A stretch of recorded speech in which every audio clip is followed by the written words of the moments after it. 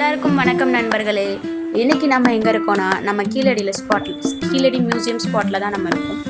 இங்கே என்ன இப்போ நான் உங்களுக்கு என்ன காமிக்க போகிறேன் அப்படின்னா, தமிழர்களோட பழம்பெரும் பெருமைகளையும் புகழையும் அவங்களுடைய தோற்றம், அவங்களுடைய உருவாக்கம், இது எல்லாத்தையும் நமக்கு வெட்ட வெளி கொண்டு காமிக்கிற வகையில் நம்ம தொல்லியல் துறை அமைந்திருக்கு. அப்படிப்பட்ட தொல்லியல் துறையில் கண்டுபிடிக்கப்பட்ட அனைத்து விஷயங்களையும் அறிவியல் சார்ந்ததாக இருக்கட்டும், இல்லை மற்ற எந்த வகை சார்ந்ததாக இருக்கட்டும், நம்மளுடைய தமிழர்களோட பாரம்பரியம் மற்றும் புகழை எடுத்துரைக்கும் வகையில் நம்ம தொல்லியல் துறைகள் சார்பாக நமக்கு ஒரு குறும்படம் இங்கே போட்டு காமிக்கிறாங்க. அந்த குறும்படத்தை உங்களுக்கு நான் தெளிவாக இப்போ காமிக்கிறேன், வாங்க பார்க்கலாம். ஸோ இங்கே ஒரு ஷார்ட் ஃபில்ம் கீழடி பற்றி போடுறாங்க, வாங்க போகலாம். என்னென்னு இது ஃபுல்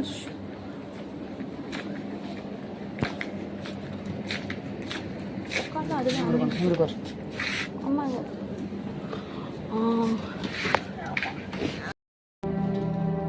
5 வகையான நிலப்பகுதிகளை உள்ளடக்கிய இயற்கை வளம் செழிக்கும் ஒரு நிலப்பகுதி.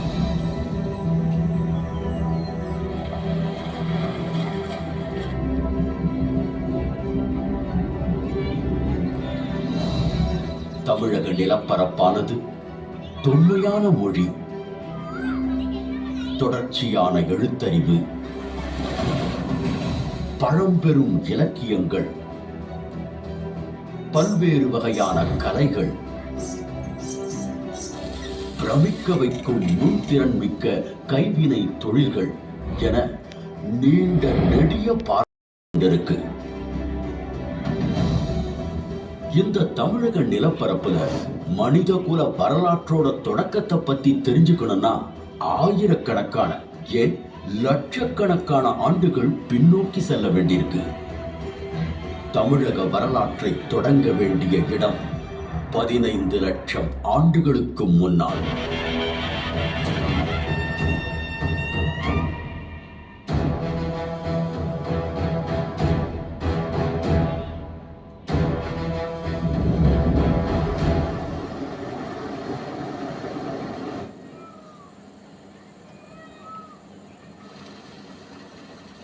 கோர்த்தலியார் வேலை அப்படின்ற குறிப்பிடுகிற அந்த ஆற்றுப்படுகைகளில் பல்வேறு இடங்களில் கற்கால மனிதர்கள் வாழ்ந்த தடயங்கள் கிடைத்திருக்கு.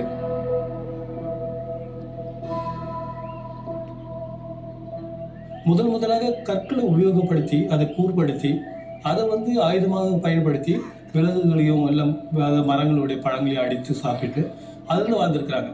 ஹேண்டாக்ஸ்னு சொல்லக்கூடிய ஒரு கற்கருவியை இவர்கள் உருவாக்கி இருக்கிறார்கள். அதுபோல கிளீவர் எனப்படும் ஒரு கிழிப்பான் அப்படின்ற ஒரு கருவி, அது போன்ற பல வகையான கருவிகளை இந்த கால மக்கள் உருவாக்கி இருக்கிறார்கள். இந்த காலகட்டத்தை தான் பாலியோலித்திக், அதாவது பழங்கற்காலம் அப்படின்னு சொல்றோம். இவங்க இயற்கையாக காட்டில் கிடைக்கக்கூடிய அந்த விலங்குகளை வேட்டையாடி உணவுகளை சேகரித்து, தாவரம், பழங்கள், கொட்டைகள், இது மாதிரி அந்த இதை சேகரித்து வாழ்ந்து வந்திருக்காங்க. இயற்கையா இருக்கிற குகைகள், பாறை மறைவிடங்கள், அங்கதான் வாழ்ந்திருக்காங்க. ரெண்டாவது, இவர்கள் இடம் விட்டு இடம் நகரக்கூடியவர்கள். அதாவது ஒரே இடத்துல இவங்களுக்கு வேண்டிய உணவு கிடைக்காது. ஒரு இடத்துல இவங்க ஒரு குழுவா தங்குவாங்க. அதுக்கு பேர் பேண்டுன்னு சொல்லுவாங்க. ஒரு பேண்ட்ல 25 to 50 பேர் ஒரு குழுவா இருப்பாங்க. அந்த இடத்துல உணவுகள் தீர்ந்தோன்னா இன்னொரு இடத்துக்கு புலம்பெயர்வாங்க.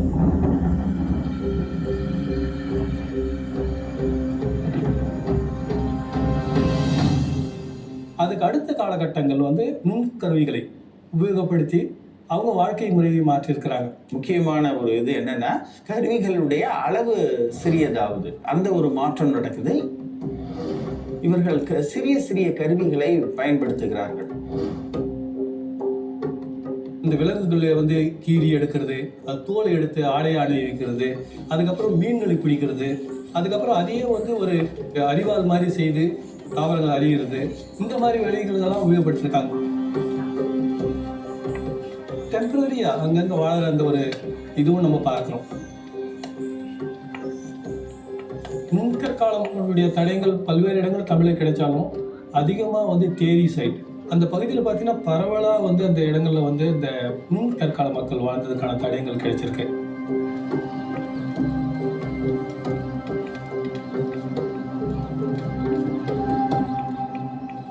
அதுக்கப்புறம் வந்து இந்த நிலைப்பாடு மெல்ல மெல்ல மாறுது. இந்த காலகட்டத்தில் தான் மனிதன் இந்த பழைய கற்கால கருவியிலிருந்து புதிய கற்காலத்திற்கு மாறுகிறான். கற்களை வந்து வலுவழுப்பாக ஆக்கி அதை வந்து உபயோகப்படுத்துகிற ஒரு காலகட்டம், அதை வந்து நம்ம நியோலித்திக் அப்படின்னு சொல்கிறோம்.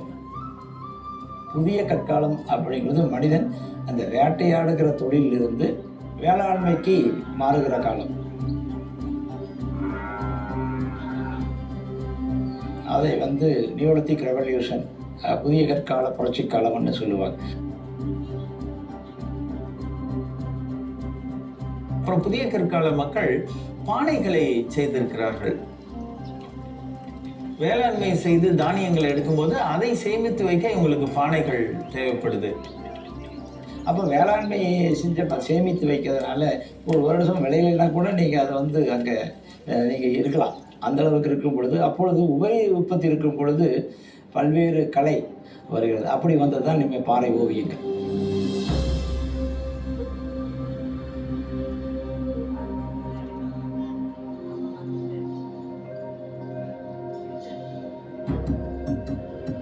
இரும்பு தாதுகளை கண்டறிந்து இரும்பு உருக்கி முதலாக இரும்பு உபயோகம் அந்த காலம் வந்து மனித வரலாற்றிலே ஒரு மிக முக்கியமான ஒரு காலகட்டமாக கருதப்படுகிறது.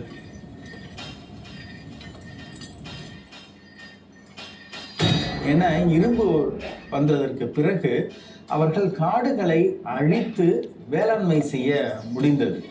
அப்ப இரும்பு வந்ததுக்கு அப்புறம் வேளாண்மை மற்றும் ஆடு மாடு மேய்த்தலுடைய பெருக்கம் அதிகமானதுன்னு சொல்லலாம். இவர்கள் வந்து பெரிய ஊர்களில் வாழ்ந்திருக்கிறார்கள்.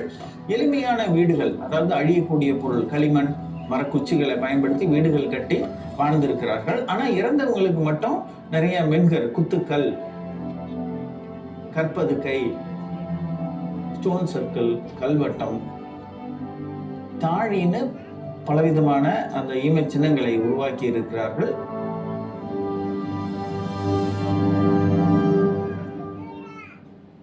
வரலாற்று தொடக்க காலத்தில் இரும்பு காலத்தில் இருந்த நிலையை விட வளர்ந்து வேந்தர்கள்ன்ற ஒரு அரசியல் அமைப்பு உருவாகுது. இதான் இப்ப மூவேந்தர்கள்னு சொல்றோம் இல்லையா, சேர சோழ பாண்டியர்கள்.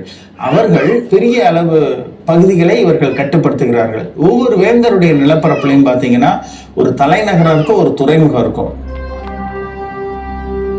இந்த காலகட்டத்தில் தான் முதல்ல எழுத்து அறிமுகப்படுத்தப்படுகிறது. தமிழ் பிராமி அல்லது தமிழி எனப்படும் எழுத்து அறிமுகப்படுத்தப்படுகின்றது. முதலில் நகரமயமாக்கம் வருது, அர்பனைசேஷன். அந்த நகரமயமாக்கத்தின் ஒரு வெளிப்பாட்டை தான் நம்ம கீழடி அப்படிங்கிற அந்த தொல்லியல் இடங்கள்ல பார்க்கிறோம். கற்காலத்தில் தொடங்கிய மனித வாழ்க்கை ஓர் உயர்ந்த சமூக நிலையை எட்டியது.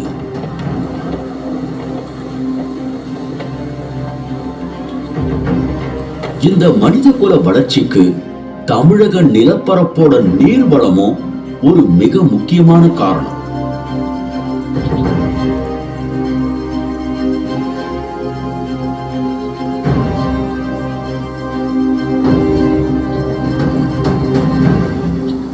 மேற்கு தொடர்ச்சி மலையிலிருந்து கிழக்கு நோக்கி செல்லுகிற இந்த நதிகள், இது வந்து குறிப்பாக நம்மளுடைய பாலார், பெண்ணையார், காவேரி, நம்ம வைகை, தாமிரபரணி, இன்னும் ஒரு 200 கிலோமீட்டருக்கு ஒரு முறை ஒரு மிகப்பெரிய நதி ஓடிக்கிட்டே இருக்கு. இதில் குறிப்பாக வைகை ஆறு சங்க இலக்கியங்களால் புகழப்பட்ட ஆறுகளில் சிறப்புமிக்க ஒன்று.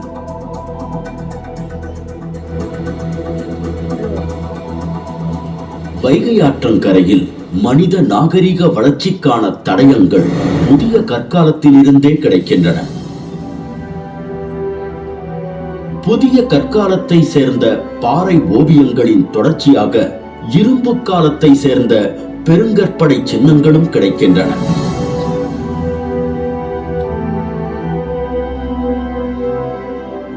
அதன் தொடர்ச்சியாக தொடக்க வரலாற்று காலத்தை சார்ந்த தமிழி எழுத்து பொறிக்கப்பட்ட நடுக்கற்களும் கிடைக்கின்றன. இந்த நடுக்கற்கள் இந்தியாவிலேயே தொன்மையானவை. நடுக்கற்கள் மட்டுமில்லாம தமிழி எழுத்து பொறிக்கப்பட்ட பாறை கல்வெட்டுகளும் ஏராளமாக கிடைக்கின்றன. இதில் குறிப்பாக 2300 ஆண்டுகளுக்கு முன்பே மதுரை பெயரானது மேட்டுப்பட்டி கல்வெட்டில் குறிப்பிடப்பட்டிருப்பதோடு அழகர்மலை கல்வெட்டிலும் குறிப்பிடப்பட்டிருக்கு.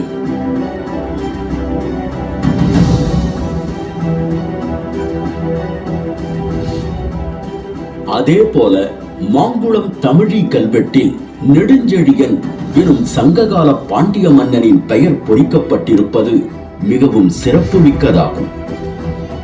இவை எல்லாவற்றுக்கும் மேலாக உலக தமிழர்கள் அனைவரையும் பெருமை கொள்ள வைத்த ஒரு தொல்லியல் களமும் இந்த வைகை ஆற்றங்கரையில தான் இருக்கு. கீழடி. தொல்லியல் மற்றும் மரபு குறித்தான ஆர்வத்தை தமிழ்நாட்டில் புத்தாக்கம் பெறச் செய்த ஒற்றை சொல் கீழடி. ஒன்றிய அரசு தொல்லியல் துறையால் 3 கட்டங்களில் நடத்தப்பட்ட அகழாய்வுகளுக்கு பின் தமிழ்நாடு அரசு தொல்லியல் துறை 5 கட்டங்களில் விரிவாக நடத்திய தொல்லியல் அகழாய்வு முடிவுகளில் நகர நாகரிகத்திற்கான கூறுகளாக சொல்லப்படும் செங்கல் கட்டுமானங்கள், வணிகம், தொழில்நுட்பம், எழுத்தறிவு, மேம்பட்ட சமூக வாழ்க்கை போன்ற அனைத்து சான்றுகளும் கீழடியில் வெளிப்பட்டுள்ளன. இந்த தொல்லியல் சான்றுகள் 2600 ஆண்டுகளுக்கு முற்பட்டது என்பதை அறிவியல் அடிப்படையிலான காலக்கணிப்பு முடிவுகளும் உறுதி செய்கின்றன.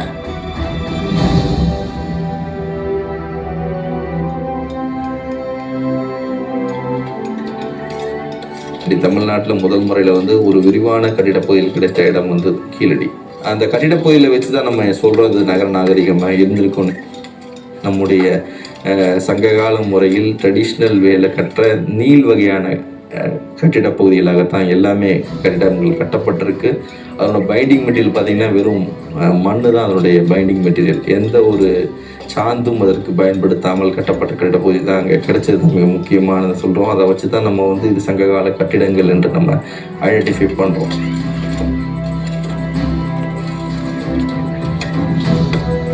இது மட்டுமல்லாமல் இரும்பு பொருட்கள், விலை உயர்ந்த மணிகள், பல வகையான மட்கலன்கள், நெசவு தொழிலுக்கான தக்கடிகள் என தொழில்கள் சார்ந்த சான்றுகள் கீழடியில் கிடைக்கின்றன. மேலும் அரிட்டைன், ரவுலட்டட் வேர் போன்ற அயலக பானை ஓடுகளும் ரோம் நாட்டு நாணயங்களும் கிமு 5ஆம் நூற்றாண்டை சார்ந்த கங்கை சமவெளி நாணயங்களும் கிடைக்கின்றன. குறிப்பாக மௌரியர் காலத்துக்கு முன்னால் இருந்து இந்த நாணயங்கள் இங்கே நம்ம கிடைக்கிறதுனால கண்டிப்பாக அந்த காலகட்டத்திலிருந்து அது தொடர்ந்து ஒரு வணிக நகரமாக செயல்பட்டிருக்கலாம் என்பதற்கான ஆதாரமாக தான் இங்கே நம்ம இந்த கீழடி நம்ம பார்க்குறோம். அதே போல குறியீடுகள் பொறித்த பானை ஓடுகளும் அதன் தொடர்ச்சியாக தமிழி எழுத்து பொறிக்கப்பட்ட பானை ஓடுகளும் கீழடியில் ஏராளமாக கிடைக்கின்றன. இதுலேருந்து கீழடியில் நமக்கு என்ன தெரியுதுன்னா, ஒரு எழுத்தறிவு படைத்த ஒரு சமுதாயம் அங்கு வாழ்ந்திருக்க வேண்டும் என்பதற்கான ஒரு ஆதாரம் கிடைக்குது. பானை ஓடில் ஏதோ அரசனோ வேற யாரோ எழுதுவதற்கு எந்த ஒரு அவசியமும் இல்லை. தான் பயன்படுத்துகின்ற பெயரை எழுதி வைக்கின்ற ஒரு முறை தான் அந்த பானை ஓட்டில் இருந்து, அதே போல் குறியீடுகளும் தன்னுடைய தெரிந்த ஒரு குறியீடுகளை போட்டு வைக்கின்ற ஒரு முறை தான் இருந்திருக்கணும்.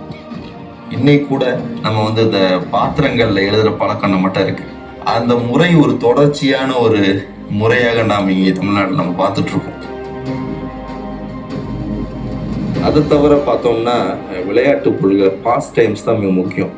ஒரு நாகரிகத்தில் பாஸ்ட் டைம்ஸை வச்சு தான் பேஸ்ட் ஆன் த சிவிலைசேஷனை வேல்யூ பண்ணுவாங்க. கலித்தொகையில் பகடை விளையாட்டு மிக துல்லியமாக சித்தரிக்கப்படுகிறது. விளையாடும் பொழுது 10 என்ற எண் வரும்படியாக பகடை விளையாட்டு. அப்படி என்றால் அது ஒரு கனசதுர பகடையாகத்தான் இருக்க வேண்டும். கலித்தொகையில் பேசப்படுகிற பகடையும் கீழடியில் கிடைத்திருக்கக்கூடிய பகடையும் ஒன்றே. சங்க இலக்கியம் ஒரு புனைவு இலக்கியம் அல்ல. அதனுடைய நம்பகத்தன்மையை கீழடி நமக்கு எடுத்து உணர்த்தி இருக்கிறது. இன்னும் சொல்ல போனால் எனக்கு தெரிந்த வரையில் இந்தியாவில் இன்னொரு அகழ்வாய்வு தடமும் இன்னொரு இலக்கியமும் இவ்வளவு நெருக்கமாக நின்று கை குலுக்கிக் கொண்டதே இல்லை. சுடு மண்ணால் ஆன விளையாட்டு சக்கரங்கள், வட்ட சில்லுகள், தந்தத்தினாலான பகடைகள், ஆட்டக்காய்கள் மற்றும் சோழிகள் என பல்வேறு வகையான விளையாட்டுப் பொருட்கள் கீழடியில் கிடைக்கின்றன. அதையும் இன்னைக்கு நாம் பார்த்தோம்னா நம்முடைய மக்கள் தொடர்ந்து பயன்படுத்துகின்ற ஒரு நிலையை நாம் பார்த்துட்டு இருக்கோம்.